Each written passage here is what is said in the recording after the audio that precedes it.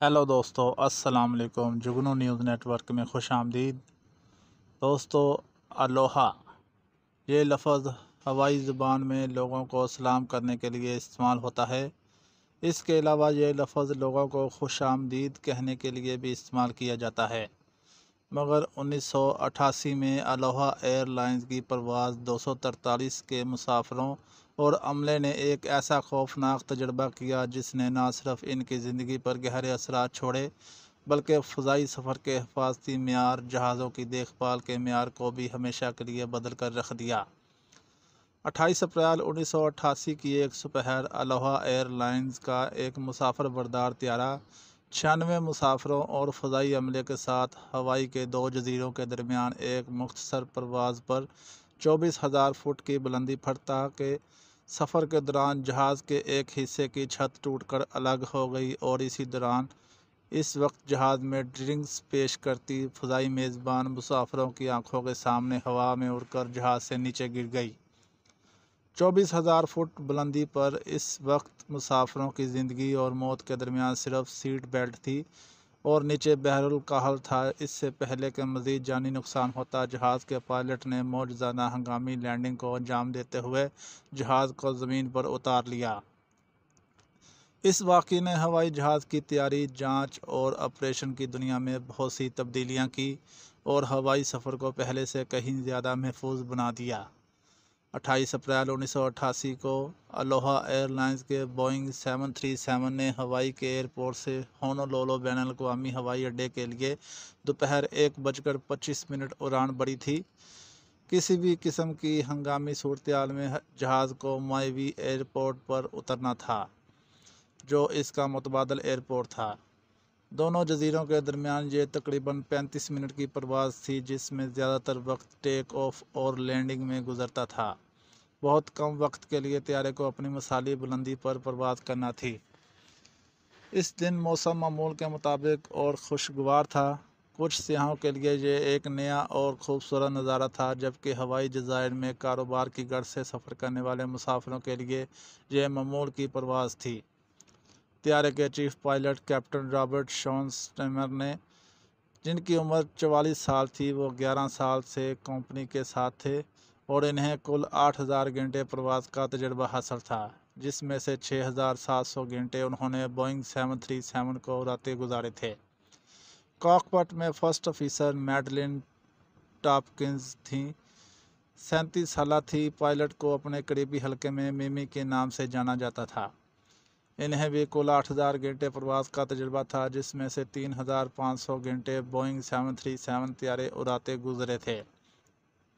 वो दिन मामूल के मुताबिक और मौसम साफ था, इसलिए फर्स्ट ऑफिसर मिमी ने हवाई जहाज़ के टेक ऑफ और हैंडलिंग की जिम्मेदारी संभाली, जबकि कैप्टन रॉबर्ट ने एयर ट्रैफिक कंट्रोलर से राब्ते और दीगर मामूल के काम संभाले। परवाज़ का वक्त बहुत कम होने की वजह से जैसे ही त्यारा अपनी मिसाली बुलंदी पर पहुंचा, फ़ज़ाई मेज़बान क्लैरबल लॉन्सिंग ने मुसाफिरों को मशरूबात पेश करना शुरू कर दिए। हादसे के बारे में USNTSB national transport safety board की रिपोर्ट जून 1989 में मंजर-ए-आम पर लाई गई, जिसमें इसकी तफसील दी गई थी कि मज़कूरा परवाज़ के दौरान क्या हुआ था। एरोस्पेस इंजीनियर विलियम फ्लानिगन और इनकी अहलिया जोए अपनी शादी की 21वीं सालगिरह मनाने के लिए हवाई जा रहे थे। जोए खिड़की के पास दूसरी कतार में बैठी थी।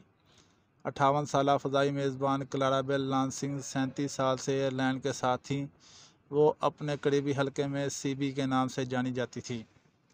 क्लारा अगली कतार में मुसाफिरों को मशरूबात पेश कर रही थी, जबकि जहाज़ की पिछली तरफ दो दीगर एयर होस्टेस ड्यूटी पर थीं। उन्होंने जोए को बताया कि जहाज़ जल्द ही लैंड करेगा और वो आखिरी बार मशरूबात पेश कर रही हैं। इसी दौरान जहाज़ का ऊपरी हिस्सा अचानक धमाके से उड़ गया और क्लारा देखते ही देखते जहाज़ से बाहर गिर गईं। इस वक्त जहाज़ में बैठे मुसाफिरों को यकीनी मौत नज़र आने लगी, क्योंकि ऊपर खुला आसमान था और नीचे समुंदर। यह मंजर देखकर मुसाफिरों के आसान खता हो गए। वो समझ नहीं सके कि त्यारा टूट गया या कुछ और हुआ है। जहाज़ के दोनों तरफ की 5 कतारें एक कन्वर्टेबल कार की तरह ऊपर से खुली हुई थी, क्योंकि हादसे के वक्त त्यारा अपनी मामूल की रफ्तार से उड़ रहा था और मुसाफिरों को समुद्री तूफ़ान के बायस चलने वाली तेज़ हवाओं का सामना था। طیارے کے کپتان اور فرسٹ آفیسر نے اپنے عقب سے شور اور مسافروں کے چیخنے کی آوازیں سنیں اور پیچھے دیکھا تو انہیں کاکپٹ کا دروازہ نظر نہیں آیا اور عقب سے آسمان نظر آ رہا تھا۔ ہوائی جہاز میں موجود آکسیجن ماسک نیچے لٹکنے لگے تھے۔ تاہم اس حادثے کے وقت خوش قسمتی سے مسافر اپنی نشستوں پر موجود رہے کیونکہ انہوں نے سیٹ بیلٹ پہنی ہوئی تھی اور جہاز کے کپتان نے انہیں سیٹ بیلٹ اتارنے کی ہدایت نہیں دی تھی۔ اگرچہ انہیں تیز ہوا کا سامنا تھا لیکن وہ ہوائی جہاز میں تھے۔ ہوائی جہاز کے حصے کی چھت ٹوٹنے سے اس میں موجود تاریں، لوہا اور دیگر ملبہ ہوا میں اڑ رہا تھا۔ سامنے والی ٹرے سے ٹکرانے سے کچھ مسافروں کے چہرے اور سر پر چوٹیں آئی تھیں۔ یہ پتلی سی سیٹ بیلٹ مسافروں کی زندگی اور موت کے درمیان ایک محافظ کے طور پر کھڑی تھی۔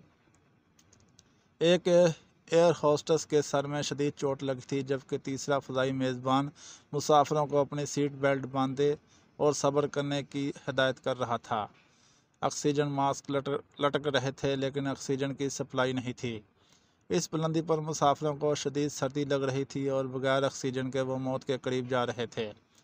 وہ کاکپٹ میں پائلٹ کی پوزیشن نہیں دیکھ سکے اور طیارہ آہستہ آہستہ نیچے اتر رہا تھا۔ ان کا خیال تھا کہ پائلٹ کو کچھ ہو گیا ہے یا وہ حالات پر قابو کھو بیٹھے ہیں اور طیارہ سمندر میں گرنے والا ہے۔ اچانک طیارہ فضا میں اس بلندی پر آ کر مستحکم ہو گیا جہاں مسافروں کے لیے سانس لینا ممکن تھا۔ طیارہ کنٹرول میں آیا اور اس نے مڑنا شروع کر دیا جس کے بعد مسافروں کو یقین ہوا کہ پائلٹ نے جہاز کا کنٹرول نہیں کھویا۔ اس دوران جہاز کے پائلٹ رابرٹ اور فرسٹ آفیسر میمی کو ایک الگ قسم کی پریشانی کا سامنا تھا اور وہ یہ کہ طیارے میں ہوا اتنی تیز تھی کہ وہ ایک دوسرے کی گفتگو نہیں سن سکتے تھے۔ چنانچہ کیپٹن اور فرسٹ آفیسر نے کاکپٹ میں ایک دوسرے سے اشاروں میں بات کی اور کیپٹن رابرٹ نے ہوائی جہاز کا کنٹرول سنبھالا جبکہ میمی نے مواصلات اور دیگر امور انجام دیے۔ خوش قسمتی سے ان کے ماسک میں آکسیجن کی سپلائی جاری تھی۔ طیارے کے پائلٹ کی جانب سے ہونولولو ہوائی اڈے پر ایک سگنل بھیجا گیا کہ طیارہ ہنگامی صورتحال میں ہے لیکن پیغام ان تک نہیں پہنچا۔ دونوں نے ماوی ایئرپورٹ پر اترنے کا فیصلہ کیا اور انہوں نے وہاں کے ایئر ٹریفک کنٹرولر سے رابطہ کیا اور اترنے کی اجازت طلب کی۔ اونچائی اور رفتار میں کمی کے ساتھ اب رابرٹ اور میمی ایک دوسرے کے ساتھ بہتر بات چیت اور رابطہ کرنے کے قابل تھے۔ افراتفری، ہنگامے اور بے ترتیب مواصلات کے درمیان ATC کو بامشکل پیغام پہنچایا۔ طیارے کو مجبوراً رن وے نمبر 2 پر لینڈ کرنا پڑا۔ فائر فائٹرز کو فوری طور پر ممکنہ تباہی سے آگاہ کر دیا گیا جبکہ مسافروں اور عملے کے ارکان سے انٹرکام یا پبلک اناؤنسمنٹ سسٹم کے ذریعے رابطہ نہ ہو سکا تو کو پائلٹ نے ایک بار پھر ATC سے رابطہ کیا اور انہیں جتنا ممکن ہو مدد کرنے کی ہدایت کی۔ چونکہ ہوائی اڈے پر کوئی ایمبولینس یا طبی خدمات دستیاب نہیں تھی، ATC نے صورتحال کی سنگینی کو دیکھتے ہوئے کمیونٹی سروسز کو فوری طور پر پہنچنے کی اطلاع دی۔ تیز ہواؤں کے ساتھ اور 3000 میٹر کے 2 پہاڑوں کے درمیان طیارے کو رن وے پر اتارنے کا چیلنج تھا۔ کسی بھی غلطی پر سنگین نتائج کے لیے نیچے ایک سمندر تھا۔ لینڈنگ کے وقت ہوائی جہاز کی رفتار، ہوا، ہوائی جہاز کا وزن، ایندھن، کارگو کا وزن، مسافروں کی تعداد وغیرہ پر منحصر ہے۔ ساتھی پائلٹ میمی نے پائلٹ رابرٹ کو تیز ہواؤں کے درمیان ہوائی جہاز کی رفتار، پیچیدہ ٹرم سے لے کر لینڈنگ کے وقت تک کے مینول کی وضاحت کی۔ جیسے ہی پائلٹ کو رن وے نظر آنے لگا، پائلٹ نے فوراً سامنے کے لینڈنگ گیئرز کو نیچے کرنے کے لیے بٹن دبائے۔ پائلٹ نے دیکھا کہ بائیں اور دائیں طرف کے پہیے کھل گئے تھے لیکن اگلا پہیہ نہیں کھلا تھا۔ عام حالات میں ایسا ہونے پر ہوائی جہاز ایئر ٹریفک کنٹرول کے گرد چکر لگاتا ہے اور نیچے موجود ایئر ٹریفک کنٹرول جہاز کے لینڈنگ گیئر کا مشاہدہ کرتے ہیں اور پائلٹ کو آگاہ کرتے ہیں کہ آیا اگلے پہیے کھلے ہیں یا نہیں، لیکن اس پرواز کے لیے ایسا کرنا ممکن نہیں تھا۔ ان حالات میں اگر طیارہ گر گیا تو اس کا اگلا حصہ زمین سے ٹکرانے کا خدشہ تھا اور اس کی وجہ سے طیارے میں آگ لگنے کا خدشہ تھا۔ پائلٹ، فلائٹ اٹینڈنٹ، مسافر، ATC عملہ، فائر فائٹرز اور ایئرپورٹ پر موجود لوگوں کی جانے جانے کا خطرہ تھا، مگر کیونکہ جہاز کا کمیونیکیشن کا نظام درہم برہم ہو چکا تھا اس لیے پائلٹ کو اگلے پہیے کھلنے کا کوئی اشارہ نہ ملنے کے باوجود اگلا پہیہ کھل چکا تھا۔ اس دوران جہاز کافی حد تک نیچے آ چکا تھا اور ہوائی اڈے پر ہوا کا دباؤ بھی مستحکم تھا۔ میمی اور رابرٹ نے طیارے کو کامیابی سے اتارا۔ جیسے ہی وہ اترے، مسافروں اور ATC نے انہیں گھیر لیا اور مبارکباد دی۔ اس حادثے میں 8 مسافر شدید اور 57 معمولی زخمی ہوئے، جبکہ 29 مسافر محفوظ رہے تھے۔ اپنی زندگی کا زیادہ تر حصہ ہوائی کے جزائر اور سمندر کے درمیان گزارنے والی کلارا ایبل لینسنگ اس حادثے میں بحر الکاہل میں کہیں ڈوب گئی تھی۔ امریکی کوسٹ گارڈ ہیلی کاپٹروں اور دیگر طیاروں نے انہیں تلاش کرنے کی کوشش کی، لیکن ان کی لاش کبھی نہیں ملی۔ ایئرپورٹ پر ان کی یاد میں ایک باغ بنا دیا گیا۔ جہاز کے ٹوٹے ہوئے حصے کی عدم بازیابی کی وجہ سے حادثے کی وجوہات کی کوئی حتمی وجہ نہیں بتائی جا سکی تھی، لیکن حالاتی شواہد اور معلومات سے حادثے کی وجہ جاننے کی کوشش کی گئی۔ اس حادثے کے بعد $50 لاکھ کا ہوائی جہاز ناقابل مرمت ہو گیا تھا اور اسے اسکریپ میں فروخت کر دیا گیا تھا۔ یہ طیارہ 1969 میں خریدا گیا تھا۔ یہ بوئنگ کی طرف سے تیار کردہ 737 سیریز کا 152واں طیارہ تھا۔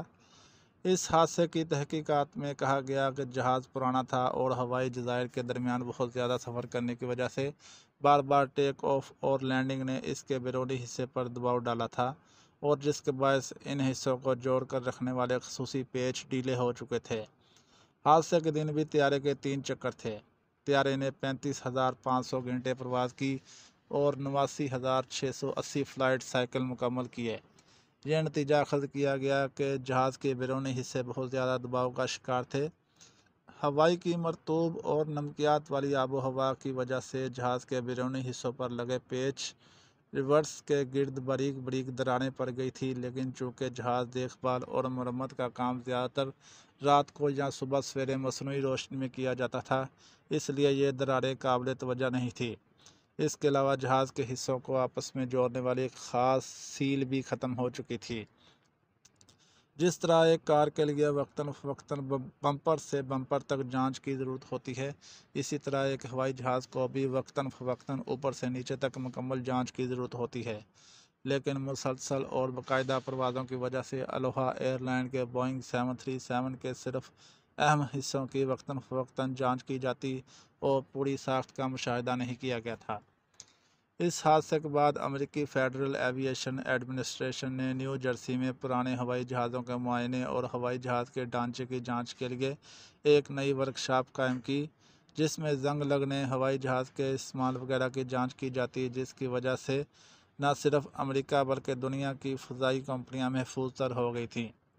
سن 2008 میں عالمی اقتصاد گزاری کی زد میں آنے سے پہلے الوہا ایئر لائن نے مارچ میں دیوالیہ ہونے کے لیے درخواست دائر کی اور مسافروں کو ہمیشہ کے لیے خدا حافظ کہہ دیا، اور اسی طرح 2008 میں یہ ایئر لائن بند ہو گئی۔